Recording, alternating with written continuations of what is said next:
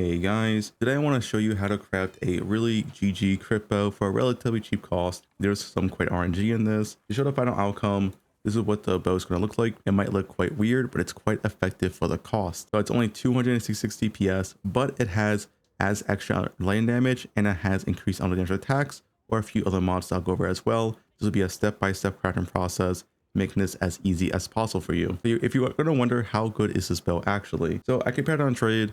And compared on trade, it's equal to roughly these bows or better. So I did this 432 DPS bow, and it was more DPS than this bow with a crit plus 432 DPS, and this bow beats it out by like 6% DPS. And as you can see, this bow is 15 divines. Also beats out these bows as well. It's roughly equal to like 460 DPS. So it's quite effective for how relatively cheap this is to make. The crafting cost is going to be anywhere from 4 to like 12 divines because there is some RNG involved. So to start off, you are going to need a crit fracture. So the easiest way to get a crit fracture is you go buy a magic bow base, eye level 81 Gemini bow. These are 1 exalt each, or you can pick them up off of the map yourself because they are quite common. Either way, just eye level 81 Gemini base, that's all you need. You would make it 2 affix. You would then use a crit essence, this one right here. And then when you get a 3.7 or better crit, you would then use a jawbone. And then after using a jawbone, you'll have 3 modifiers, and then you go for a fraction orb. Because you cannot fracture the jawbone modifier, making this a 1 in 3 fracture, so it is quite common to hit 1 in 3 tries, roughly like 1 divine at the current price. Then when you hit your fracture, preferably like I said on 3.7 or better crit, this is the cheap part, so you should only ever do this on high crit because the bow itself is 1x, and this essence itself you can get 3 for 1x, so it's very cheap. But once you get your crit, you want to annul down until you have 1 modifier, and when you have 1 modifier, you chaos spam. And you chaos spam for a few things. I have it listed right here. So you're looking for any tier 2 elemental flat or better, or tier 3% fizz or better is also good here. So in my case, I chaos spammed and I got tier 1 light damage. That is pretty much the best and ideal outcome. Now, if you're wondering how much does it cost to get tier 2 or better flat or percent fizz, I think currently it costs around like 70 chaos orbs.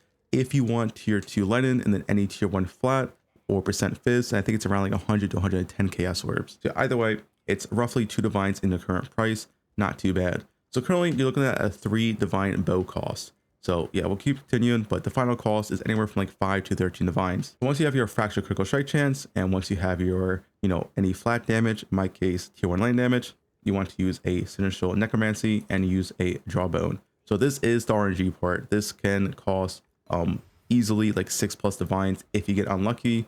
You also do want an Abyssal Echoes, of course. This gives you a reroll. It's pretty cheap. Very important to use these. Now, before we unveil this, it's important to know what are we looking for. So we're looking for companion damage or quiver effect. Quiver effect is actually the best if you have a GG quiver. Tier 2 flat or better of any, and then tier 3% fizz or better. The worst outcome is increased on damage attacks, but it's still a good outcome, so if you see this, take it. Either way, you have a lot of options to take here. Both companion damage and quiver effect are very common. If you unveiled bows before, you know how common these are to see. So yeah, this really shouldn't take at most more than like 1 or 2 Umbrella lights. Umbrella lights are 3 divines each. This is why this is the RNG part. Hopefully you see in your first try. It is quite common to see one of these 2 effects, and these 2 are actually like kind of the best outcome. The best outcome is tier 1 flat, but tier 1 flat is very rare. Anyway, let's see what we hit.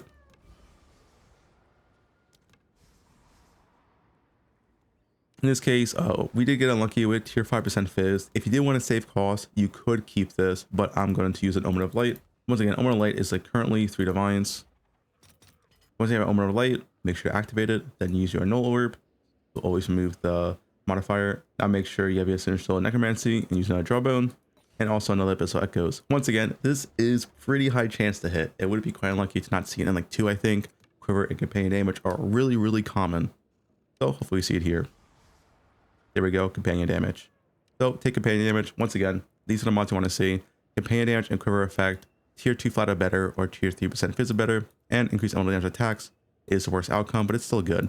Either way, companion damage and quiver effect are really common. It'd be quite unlucky to not see this in at least 2 full rerolls. And the reason why companion damage is good, if you're still unaware, is because of this node right here, which you do take into other variants. Increased introduction to companion damage also apply to you. This effectively makes this over 100% increased damage, making it better than increased on damage attack skills, so it's very strong. Now you're going to want to have a Dextral Exaltation and of course 1 Exalted Orb. We don't care what this hits, doesn't matter whatsoever. Just make sure you have this. You want to hit a suffix modifier. So now you want to get a textual crystallization. This removes a suffix modifier and makes the essence into a prefix. So activate this, and then you need a essence electricity. These are very, very cheap as well. So this will guarantee as extra land damage on the prefix. Now we have, tier 1 flat, as extra and companion damage. Those looking very, very good.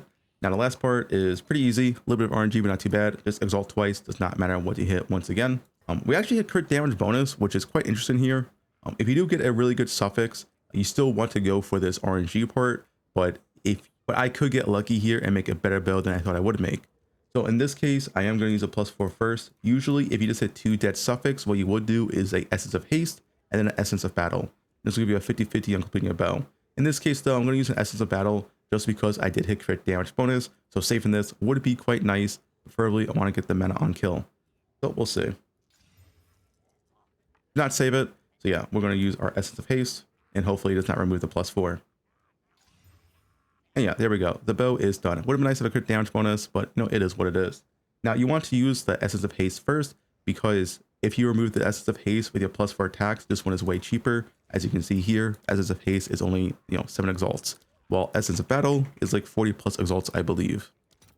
Yeah, use Essence of Haste first, then use Essence of Battle. I only did Essence of Battle there first because my bow did have a good suffix. If you do get a good suffix like +1 arrow, crit damage bonus, or attack speed, then use the battle first. Either way, the bow is done. If you want to see how effective this is, we'll quickly quality it up. And we'll put on 2 runes. So ideally, if you don't have any flat fizz on your bow, then using 2 light damage runes is the best here. So we go on POB real quick. We put in our bow. I do have to customize this thing because POB is currently not updated and does not show companion damage. So this is, roughly equal to 111% increased damage. So I'll just put 111% increased damage. Yeah, and as you can see, this bow is actually better than the one I had in POB, 267 DPS, as extra, +4 onslaught. Very, very good bow for the cost. I think in total, this bow probably costed around 8 to 9 divines to make at current prices, which is just a lot cheaper than trade. It might still be quite expensive for a few people, but it's really effective for how cheap it is. Like this bow, you're just not going to replace until you get like a 500 plus DPS Gemini bow with crit, which is very, very hard. And also this has onslaught, unlike the other bows on trade. Onslaught gives you 20% increased skill speed and most importantly, 10% increased movement speed. Yeah, this bow is just really, really good. I would say in terms of value, effectively, it's easily worth around like a 20 to 25 plus divine bow. So you're saving over half the cost when you're going to self-make it like this, which is quite nice. Yeah, that's it for the bowcraft. Once again, this is what you're looking for, the Chaos Spam, and this is the Draw a Bow and Unveil. The Omen of Light is the RNG part, but companion damage and quiver effect are really, really common. This bow is extremely good and will serve you all the way up for the rest of the game, honestly. You really don't have to replace this bow ever. You could keep this and do everything in the game quite easily. This can be your GG endgame bow with no issue whatsoever.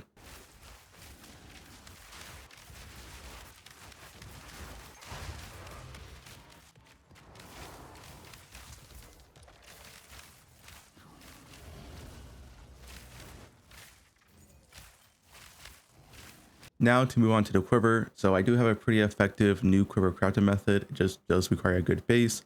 I do have the full quiver video on my channel as well. This is still really, really effective. They did nerf this method, but it still works quite well if you want to watch it yourself. But this is another method to craft your quiver that does not require a fracture, so it should be cheaper. It does require a base. So what are we looking for here? So effectively what you're looking for here, you are looking for a usable suffix. So critical hit chance, critical hit damage, attack speed, or +2, and then a good prefix. So any tier 1 flat or increased projectile speed. These are the 2 outcomes you want to make your quiver. Once you have this, the craft is not guaranteed, but has a very, very high chance of succeeding. Once again, you pick these quivers off the ground, eye level 75 or higher. That's the bare minimum you need. And eventually you will hit something like this where you have a tier 1 suffix and a tier 1 prefix when you start using augs and perfect transmutes.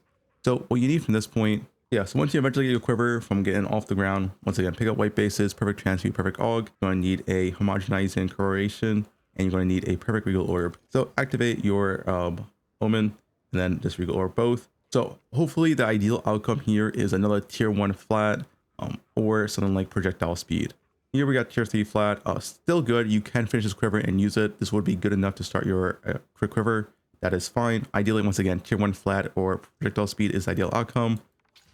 And this we got tier 2 flat. So yeah, this one is quite nice. This one we can use and most likely finished. So in this case, I'll use this quiver just because it is slightly better, but this quiver also does work as well. So yeah, this is only like 8 exalts, and the omen I use is also like 8 exalts. So the cost so far is pretty cheap, as you just pick these bases off the ground. You also buy them from trade as well if you want to like not wait. But yeah, and if you are using my loot filter, I do show these ILO 75 plus quivers. Either way, from this point, it is pretty easy. Essentially, you want to use a drawbone. You could use an agent drawbone here. If you have like a full GG tier 1 quiver, I do think an ancient drawbone that gives ILO 40 or better could be the ideal outcome here. Either way, have your drawbone here. Do use your Sinister Necromancy. This will guarantee a prefix modifier. So now we have our prefix. Now from this point, we do want an Abyssal Echoes. Gives you +1 reroll. Only 30 exalts, not too bad. Now we go for the Unveil. The most ideal outcome here is increased bow damage, but any high flat also works. You could also brick this part. And if you brick this part, you want to annul and it bricks the quiver, it's done. You know, not a big deal. Once again, the initial crafting cost of the 3 modifiers is such a low value that it's not really worth investing Omen of Lights to fix the quiver. So yeah, if you do fail here, you're just willing to find another quiver eventually. Hopefully I don't fail. Hopefully I hit something like, you know, a flat or bow damage. Nothing good here. And luckily we did hit tier 2 bow damage, which is quite lucky, but like tier 3 bow damage would also be fine. Once again, if you do fail that part, it's not a big deal. Just pick up more quivers. You will eventually get another usable quiver once again. It honestly does not take that long to get a nice usable quiver. Now at this point, the craft is more or less just guaranteed done. It really is just that easy. So we're gonna homogenize an orb from trade. This is roughly, I think, 2 divines right now. A little bit less than 2 divines, but I do need some exalts. All right, so once you have your omen, and you also need an exaltation omen as well. This allows for 2 exalt slams, which saves you a bit of currency. So activate both. Now at this point, you have a decision. You can use a perfect exalt, or you can use a great exalt. I don't think perfect exalt is worth using unless your quiver is all tier 1. If this quiver is all tier 1, I would 100% use perfect exalt. But I have triple tier 2. In this case, I'm just going to use a greater exalt. So this is guaranteed critical strike chance and is guaranteed critical strike damage. It is 100% guaranteed. The reason why is that those are the only last 2 remaining attack modifiers on a quiver base. So yeah, this homogenizing orb just will guarantee crit damage and crit bonus. If you have a +2 quiver, it will pick between attack speed, crit damage, or critical strike chance, which still is all pretty good, but it won't be guaranteed of 2 mods you want. Anyway, let's exalt slam and see what we get.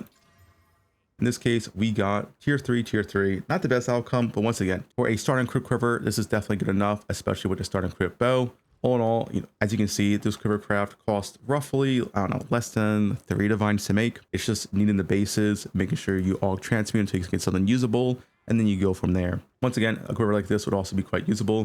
Do the exact same crafting method. You just want to make sure you always at least have 1 damage modifier. So if you were to unveil this quiver, you would want to increase bow damage or increase projectile speed. Triple flat is not very ideal, but besides that, the crafting process is exactly the same.